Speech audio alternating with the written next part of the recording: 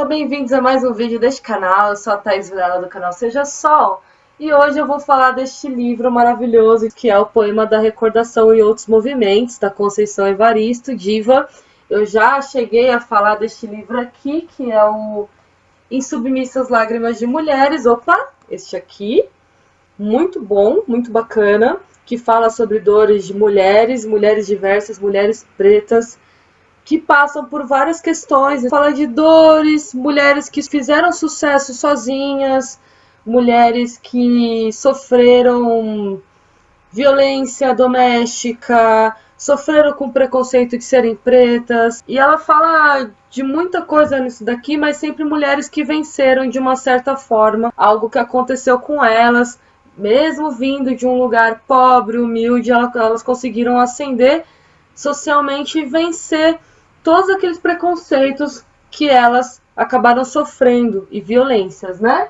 A Conceição Evaristo, se vocês não sabem, ela veio de uma comunidade muito carente de Minas Gerais, onde ela tinha lá seus irmãos, a sua mãe, e a vida dela mudou quando ela foi para o Rio de Janeiro e mesmo ali trabalhando de doméstica, né, que era uma família muito pobre, fez o curso normal, depois fez a faculdade e trabalhou lá no Rio de Janeiro como professora e aí fez mestrado. E ela é uma pessoa que sempre foi ali do movimento negro, claro, e ela fala nos livros dela muito da dor, das vivências dela, que ela chama de escrevivências, mas ela fala com muita dororidade, de dores de pessoas pretas. Tá? Eu já cheguei a falar do livro da Vilma Piedade, nas partes que eu falo da Conceição Evaristo. Este livro aqui fala de biografias de pessoas pretas importantes aqui no Brasil, que foram influência. Por que acontece? A gente tem a Lei 10.639, que fala assim sobre racismo. A gente tem um racismo aqui no Brasil que é pontual com relação ao preto e com relação ao indígena. E essas pessoas, durante muitos anos, foram apagadas. Tanto é que na minha época de estudo, eu não tive nenhum autor negro. Aí você fala, nossa, mas Machado de Assis, você estudou na sua escola? Claro que eu estudei. Mas a gente tem que lembrar que o Machado de Assis foi branqueado. Então, para você saber que ele era um cara negro, só se alguém te falasse, porque ele era... Muita gente considerava ele branco. Por que ele foi branqueado? Porque na época, ali no século XIX, ainda tinha escravos e eles tentavam comprovar de várias formas que o negro era intelectualmente inferior ao branco. E aí também tinha umas políticas de branqueamento, aí depois veio a eugenia, enfim. A cor dessas pessoas foi meio que apagada, mas esse passado negro também foi apagado, que era uma forma de branquear. Como é que essas pessoas iam se branqueando? Além da cor, era através do estudo de se parecer o máximo possível com o europeu. Então, essas pessoas, muitas pessoas que foram apagadas, que a gente não conheceu na escola, eles estão nesse livro aqui, que é bem interessante. Tem a história da Conceição Evaristo. Gente, se vocês ouvirem um barulho é que minha mãe acabou de passar aqui e abrir a porta, tá? Esse livro tem 100 pessoas do movimento negro que tiveram muita importância, como o Abdias Nascimento, que a Conceição Evaristo fala nesse livro aqui, né? Tô com o livrinho do Abdias Nascimento. Ué, meu livrinho do Abdias Nascimento estava por aqui, que é o genocídio negro brasileiro. Tem Conceição Evaristo, tem Guerreiro Ramos. Então, se você aí está querendo saber um pouquinho mais do nosso passado negro, que é claro, assim, por mais branco que a pessoa seja, grande parte da nossa população brasileira tem alguma mistura e tem esse passado negro brasileiro, essa história que foi aí apagada e que a gente, através dessa legislação, esse passado está vindo para nós, né? Então, não tinha só o apagamento de mulheres. Tanto é que na minha educação, eu lembro que eu li poucas mulheres. Toda vez que aparecia a imagem de um vencedor, de um inventor, era sempre homem, né? E a mulher sendo retratada na literatura. E aí, quando a gente fala mulher, tem que entender o homem negro, como ele é retratado na literatura, sempre de uma forma ruim, sempre é uma forma pejorativa, né? Então, assim, escritores negros, caras, inventores negros, inventoras mulheres. É extremamente importante ter essas pessoas, a gente ter o conhecimento dessas pessoas que também estudam, que também se esforçam, porque muita gente que está aqui em cima, às vezes acha assim, a pessoa mora na rua porque quer, porque é preguiçoso, a pessoa mora na favela porque quer, porque é preguiçoso, mas não. Tem toda uma coisa histórica aí, inclusive neste livro aqui, o Ney Lopes fala dessa questão histórica, desse apagamento do negro e de algumas questões aí. Então, para quem está começando, é bem bacana. Fora todas as biografias que a gente talvez não conheça aí e ele traz pra gente, tá? Então, super recomendo. Voltando para Conceição Evaristo, eu comecei a ler este livro, eu fiquei super interessada, porque primeiro, eu li este livro aqui, Em Submissas Lágrimas de Mulheres, e eu comecei a pesquisar mais da Conceição Evaristo, e eu li esse poema que é o Vozes Mulheres, que é um poema maravilhoso que eu cheguei a ler num outro vídeo. Vou deixar aqui. Esse poema e mais alguns outros foram publicados no Cadernos Negros, que foi uma publicação antes do primeiro livro dela, que é o Posse à Vicência, que eu ainda não li, mas um dia eu lerei. Ela tem aí 6 livros publicados. Espero que ela publique mais, porque ela escreve realmente, eu adoro tudo que ela escreve. E aí ela tem vários tipos de poemas aqui, mas todos falando sobre a questão do negro, coisas que acontecem com muita frequência, né? Que ela fala de escrevivências, eu falo de dororidade, acho que eu já cheguei a mostrar o livro da Vilma Piedade aqui para vocês, né? Ela fala muito da dor e da vivência dela de uma forma muito bonita, de uma forma muito bacana. Então ela fala da filha dela, ela fala até o poema Menina, tem o poema Bendito Sangue de Nosso Ventre, que aí ela fala da primeira menstruação da filha dela, e tem um outro poema aqui que ela também fala, Para a Menina, que ela também fala da filha dela, uma coisa muito bonitinha. Ela fala de pessoas importantes da vida dela que já se foram, ou de amigas, e ela fala de uma forma muito bonita, ela dedica. E uma coisa muito bacana é que ela conversa com autores. Tem uma parte que ela conversa com Abdias Nascimento, eu acho super fantástico. Dias de Kizomba, onde ela fala da Abdias Nascimento. Ela fala da questão do estupro de uma forma que dá para perceber essa dor, mas de uma forma bem sutil. Ela fala do feminicídio, coisa de pertença.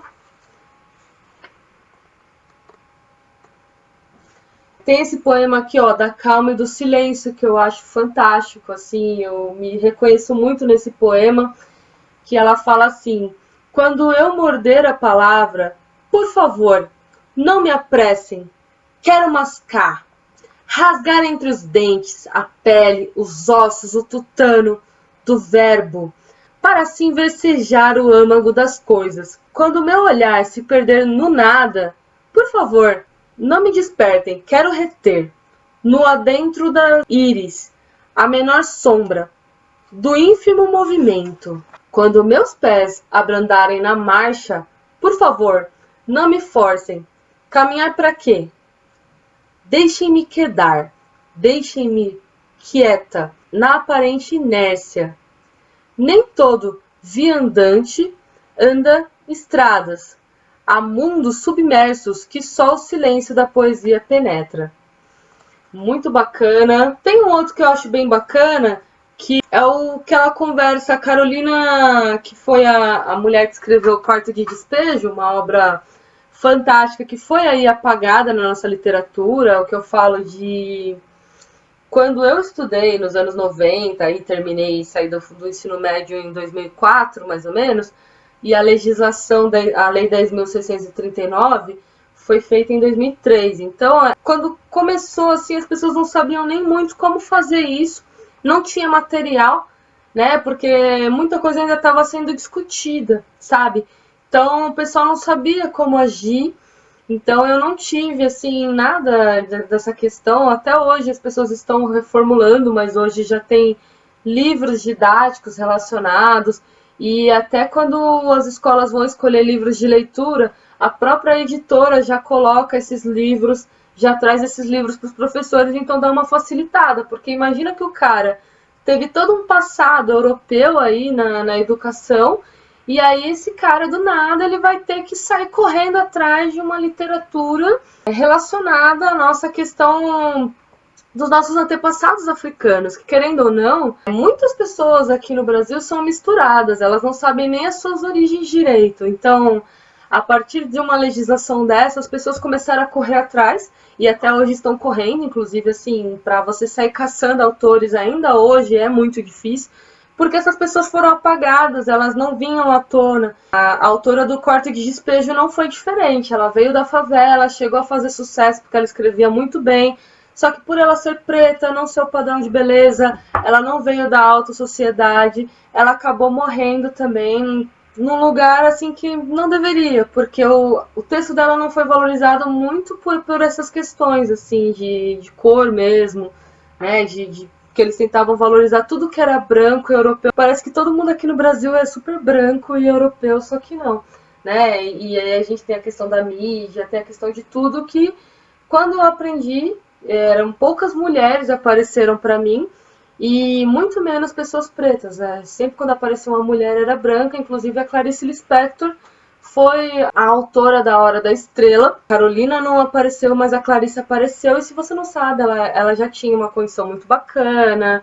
Ela também é uma mulher importante na literatura, eu não nego, claro. O que eu tô falando é que não apareceu mulheres. Quando apareceu era uma mulher branca, elegantésima, né? A Clarice Lispector era esposa de diplomata e ela escreveu livros muito bacanas aí, contos, livros para crianças. Só que aí essa mulher negra não apareceu. É a mesma coisa com a Conceição Evaristo. A Conceição Evaristo tá aparecendo agora nos livros, sabe? Então, assim, muitas literaturas aí, muitas coisas bacanas foram apagadas da nossa história simplesmente porque a gente valoriza o europeu. E eu não tô falando pra gente não ler o europeu, sabe? É impossível não ler, eu acho que a gente tem que ler, a gente tem que conhecer, a gente tem que viajar. Mas da forma que foi colocado esse estudo pra gente, muitas das vezes a gente coloca que tudo que vem do Brasil é ruim e só o europeu que é legal, sabe? Então, a gente quer ter uma visão europeia e a gente esquece dos nossos próprios autores brasileiros, mulheres pretas brasileiras, homens negros brasileiros que acabam sendo apagados e a gente não conhece. Por isso que eu acho importante esse livro aqui. Por isso que eu acho importante o nosso esforço pessoal também de conhecer esses autores que também dão um novo olhar para o nosso Brasil. Muitas vezes a gente não para refletir, né, no lugar do outro. A gente quer falar, a gente quer militar, mas a gente tem uma resistência muito grande de se colocar no lugar do outro e pensar sobre as dores dele e o que faz essa pessoa estar ali naquela condição, às vezes, muito ruim. E a Conceição Evaristo traz de uma forma muito bacana a questão de que não, ela não fala só do negro favelado, mas ela fala da favela e do dia a dia da favela, que eu, no lugar que eu tô, mesmo eu não tendo tantos privilégios assim quanto eu já vi outras pessoas tendo, mas eu tenho o meu privilégio de ter a minha casa, de ter o meu quarto, né? Então ela fala de um outro lugar, o lugar de fala dela, e ela fala sobre coisas da vida dela, que é muito bacana. Ela escreve de uma forma, eu lembro muito do Mia Couto, é uma forma muito poética, sabe? Muito bacana.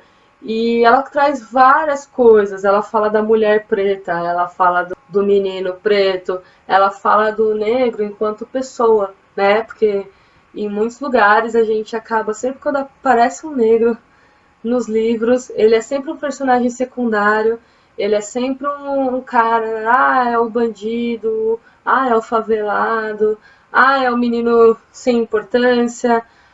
Então ela traz outros lugares, traz outros espaços onde o negro aparece e coisas que as pessoas pretas geralmente sofrem, que muitas vezes uma pessoa branca não vai passar, né? Então eu acredito que é um texto muito legal, né? É um livro de cabeceira mesmo, que eu acredito que todas as pessoas devam ler para repensar realmente o seu lugar, né, aos privilégios, e também, assim, é um tipo de literatura fenomenal, né? Às vezes a gente vê muita gente falando que precisa ler os clássicos, claro que a gente tem que ler os clássicos, mas quantos autores fantásticos a gente tem atuais aí que a gente não valoriza?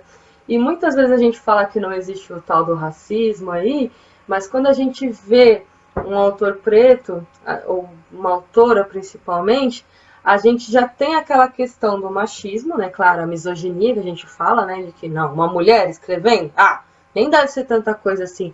E quando você pega uma mulher que não é o padrão, né? Uma senhora negra escrevendo, aí a pessoa tem mais dificuldade ainda de ler os textos dela. Se bem que ela fala aí que mesmo você conhecendo a biografia dela, leia os livros como se fosse um livro, não só com julgamento, sabe? Que às vezes assim a pessoa já chega e fala, ai, nossa, vou ler, ela é aquela autora X, ela é a autora preta. Não, lê como se ela fosse uma autora normal, né? Como não estou falando que não seja, mas ela fala assim, apenas leia os meus textos e tire suas conclusões sem nenhum tipo de julgamento ou pré-julgamento a partir da minha biografia, sabe? E aí ela mostra toda a grandiosidade dela nos textos, e ela tem uma variedade de textos muito grandes, ela não fala só de um tipo de realidade, ela fala de vários temas num livro só, sabe? E eu achei bem bacana, assim, eu não gosto de poemas, eu confesso que eu prefiro ler prosas, mas este livro aqui mobilizou muito, então todo dia eu tava lendo ele, eu confesso que volta e meia eu pego um desses poemas para ler, porque são poemas muito marcantes para mim. Eu espero ter incentivado vocês a lerem. Eu acredito que no mundo de hoje, para a gente ter uma cultura mais de paz e para a gente entender um pouquinho da realidade do outro, a gente tem que ouvir, sabe? Não sei que autor que falou para mim, mas deve ser da psicologia, que ele falou assim, o quanto que você está disposto a ouvir ou se você está calado esperando para falar, sabe? Muitas vezes a gente precisa ouvir o que o outro está falando e depois de refletir a gente falar, né? O que acontece muito nas nossas discussões, muitas vezes é que a gente não tem essa vontade de falar, né? E eu vejo muita gente às vezes passando vergonha porque não ouve o que o outro tem a falar, né? A questão do movimento, muitas vezes acontece isso, né? E para todos os assuntos. Bem, falar de Conceição Evaristo é sempre bacana. Eu tenho um outro livro aqui dela que eu tô louca para ler. E é claro que eu quero ler o Ponce e a Vicência, eu quero ler todos os livros da Conceição, porque realmente são livros que valem a pena serem lidos. Eu falo assim, infelizmente ela escreveu apenas 6 livros, eu espero que ela escreva muito mais, porque ela é uma pessoa muito criativa, né, e que escreve de uma forma muito bacana, como fazia muito tempo que eu não lia algo tão bacana quanto esse livro aqui, tá? Então espero que vocês tenham gostado. Deixem aqui embaixo sugestões de livros para eu trazer para vocês e também sugestões de temas para eu trazer para vocês aqui, tá bom? Tava com saudade, espero que vocês não esqueçam de deixar o joinha, ativar as notificações, cliquem aqui no sininho aqui embaixo para não perder nenhum vídeo do canal e tchau, gente, até a próxima!